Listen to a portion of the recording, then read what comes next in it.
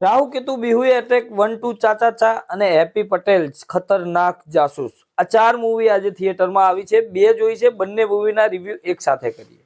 વાત કરીએ પહેલા ચેનલને સબસ્ક્રાઇબ જરૂર કરી લેજો કેમ કે અહીંયા દરેક ગુજરાતી હિન્દી મૂવીના અપડેટ અને રિવ્યુ આ ચેનલ પર જોવા મળી રહેવાના છે અને ઓનેસ્ટ રીતે તમને કહેવામાં આવશે।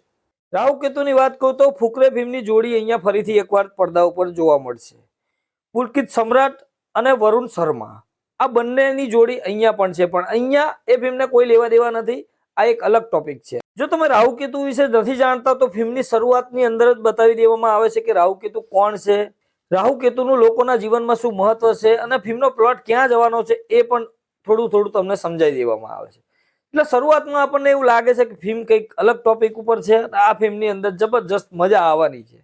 પણ જેમ જેમ ફિલ્મ આગળ વધે છે તેમ તેમ એની સ્ટોરીથી ભટકતી જાય છે, પણ ક્યાંક ને ક્યાંક એ આપણને કન્વિન્સિંગ નથી લાગતું અને એ આપણે ફુકરે ફિલ્મની અંદર જે પ્રકારની કોમેડી જોઈએ છે એ પ્રકારની કોમેડી કરવાનો આ ફિલ્મની અંદર પ્રયાસ થયો છે એવું મને પર્સનલી લાગ્યું। ફિલ્મની અંદર વરુણ શર્મા અને પુલકિત સમ્રાટનો રોલ કંઈક એવો છે કે બંને રાહુ કેતુના રોલમાં છે।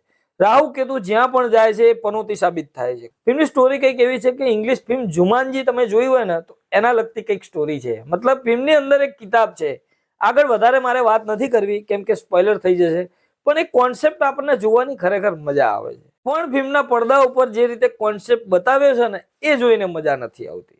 આ સીધી લાઈનમાં સીધો રિવ્યુ। કોમેડી પણ કરવાનો ટ્રાય કર્યો છે, ડ્રામા પણ કરવાનો ટ્રાય કર્યો છે, થોડું ખૂન ખરાબા પણ થઈ જાય છે। ફિલ્મના કેરેક્ટર ઘણું બધું કરવાનો ટ્રાય કરે છે પણ ક્યાંય એવું કન્વિન્સિંગ કે જબરજસ્ત રીતે ઉભરીને નથી આવતું ફિલ્મની અંદર। આ બંને એક્ટર તો એમનું કામ કર્યું જ છે, બીજા પણ ઘણા બધા એક્ટરો છે। ફિલ્મની અંદર ઘણા ટોપિક પણ ઉમેરવાના પ્રયાસ કર્યા છે જે આપણને જોઈને કંઈક નવીનતા તો લાગે છે પણ ફિલ્મની અંદર એ ફિટ નથી બેસતું। એક્ટિંગની વાત કરું તો વરુણ શર્મા અને પુલકિત સમ્રાટ બંને એમના ઝોનમાં જ છે। કયા? ફુકરે ફિલ્મના।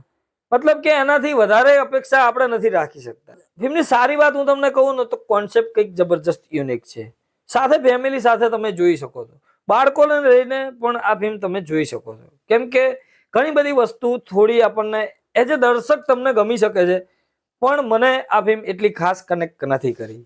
ઓલ ઓવર આ ફિલ્મને હું 2 સ્ટાર આપી શકું છું। હવે વાત કરીએ હેપી પટેલ ખતરનાક જાસૂસ। નામ ફિલ્મનું જોઈને આપણને એમ લાગે છે, ફિલ્મનું ટીઝર ટ્રેલર જોઈને, ફિલ્મનું પ્રમોશન જોઈને આપણને એવું લાગે કે વાહ જબરજસ્ત વર્ક આ ફિલ્મની અંદર હશે। એટલા માટે જ આ ફિલ્મ રાહુ કેતુના પછી મેં તરત જ આ ફિલ્મનો શો લઈ લીધો। ટ્રેલરની અંદર જે બધું જ હતું એ બધું જ આ ફિલ્મની અંદર જોવા મળે છે, પણ ફિલ્મની અંદર મજા છે કે નહીં એ હું તમને ક્લિયર કરી દઉં। એક તો આમિર ખાન પ્રોડક્શનની ફિલ્મ છે, પ્રમોશન ફિલ્મનું જબરજસ્ત રીતે થયું છે, મને એમની યુનિક સ્ટાઇલ ગમી છે પ્રમોશનની। સાથે વીર દાસ એક્ટિંગ પણ કરે છે, અહીંયા ડિરેક્ટર પણ એ જ છે, સાથે ફિલ્મની હાઇપ પણ છે। તો ફિલ્મની અંદર શું ખૂટે છે? તો ફિલ્મની અંદર ખૂટે છે જે ડ્રામા બતાવ્યો છે ફિલ્મની અંદર, સાથે જે વસ્તુ એમને ક્લિયર કરવાનો પ્રયાસ કર્યો છે, મતલબ કે કનેક્ટ કરવાનો પ્રયાસ કર્યો છે, એવું નથી કે સાવ ફ્લેટ જાય છે પણ ક્યાંક ને ક્યાંક નથી મજા આવતી। આ ક્લિયર વાત છે કેમ કે યાર આપણે આમિર ખાન પ્રોડક્શન જોડે આ આશા તો ના જ રાખી શકીએ। સાથે આમિર ખાન પણ આ ફિલ્મની અંદર જોવા મળશે, પણ આમિર ખાનનો કેમિયો સમજી શકાય, વધારે કઈ હા સ્ટોરીમાં એમનું ઇમ્પોર્ટન્સ સૌથી વધારે છે। વીર દાસે અહીંયા જે પ્રકારનું ડિરેક્શન કર્યું છે અને જે પ્રકારની એક્ટિંગ કરી છે એ એટલું પ્રભાવિત મને નથી કર્યો।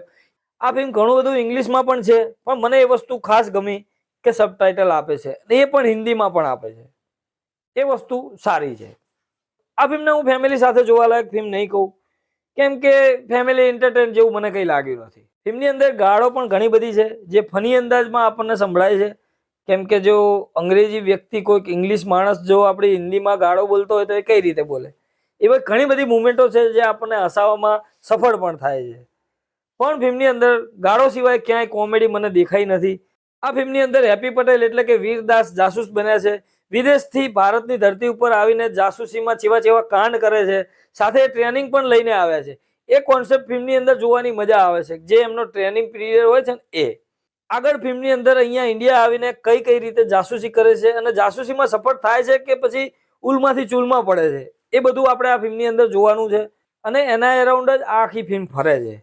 પણ કોન્સેપ્ટ જોતા મને ક્યાંય એટલું ખાસ કન્વિન્સિંગ લાગ્યું નથી, ઘણી બધી મિસ્ટેકો લાગી છે, વધારે વિસ્તારમાં વાત નથી કરવી। એક્ટિંગ પરફોર્મન્સ વીરદાસનું સારું કહી શકાય, ઓફકોર્સ એક્ટિંગ સારી કરી છે પણ એક્ટિંગથી કામ નહીં ચાલે આ ફિલ્મની અંદર અને સાથે અમુક જગ્યાએ ઓવર એક્ટિંગ પણ આપણને દેખાઈ આવે છે.